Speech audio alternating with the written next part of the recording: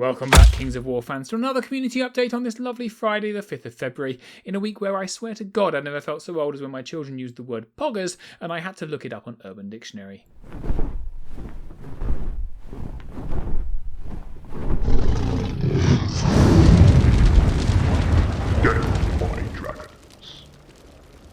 Well, chaps and chapettes, and non-binary chappos, unless you've been living under a rock, you'll be aware that Elliot Morris has been soliciting help from members of the Kings of War community in writing an army review every week. They're hosted on his One Northern King blog and make great in-depth reading if you like consensus opinion pieces from people that allegedly know what they're talking about. In writing this, I've just remembered I was supposed to help with the Arachnids one, and I promised to have it done by, now, today. I'm doing this instead. Oops. Anyway, last week I told you about new YouTube channel Geeky Goblin, which I attributed to the lovable scamp Ben Johnson. Of course, the real brains behind the channel is handsome hunk James Hopkinson, who has now been subjected to a torrent of mocking abuse by everyone that knows him, and it's all my fault. Sorry, Jay. I think you have a lovely beard, and I hear you're jolly good at Kings of War, although you do like to play on easy mode. Disease-free Antipodean paradise Canberra has hosted the Australian Clash of Kings. Although travel restrictions brought numbers down from last year, sexy man-hunk Matt Croger put on a sterling show, which saw Mr. Scenario himself, Jeff Trace, take home the trophy for the second time.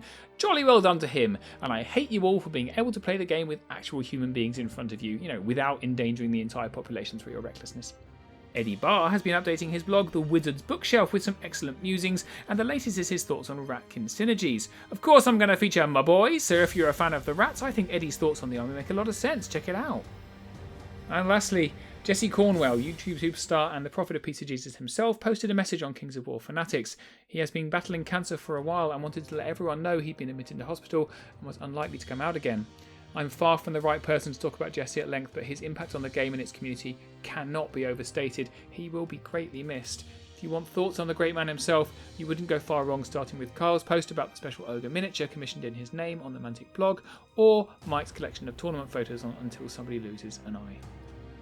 In the world of miniatures, I came across Solaris's Fantastic topic on the Kings of War forums about what appears to be developing into something of an addiction to Kings of War Armada.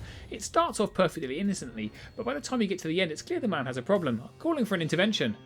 Staying with Armada, check out this brilliant dragon conversion that Elder Veteran, not his real name, has made of me a Kraken. Fantastic. I really like Jack. His Roman unit that he posted on Kings of War Fanatics is the beginning of his Kingdoms of Men army. It's hard to hate a Roman army, and just look at those amazing shields. Dustin Howard has been keeping up his ridiculously high hobby standard with this Snow Troll Prime. It's just stylish as hell. And speaking of stylish, I happened across this Hellfane painted by Mandy Emily Taylor in the Blackjack Legacy group. I love what she's done with it. Over in the Dwarves of Mantica group, Adrian Scott has posted these incredibly neat little Arachnids as a Mastiff hunting pack. What a cool idea! I can't wait to see his Steel Behemoth to go with them. And that's it for this week. I'm off to look up what a PogChamp is on Urban Dictionary, and I'm just praying it's not rude.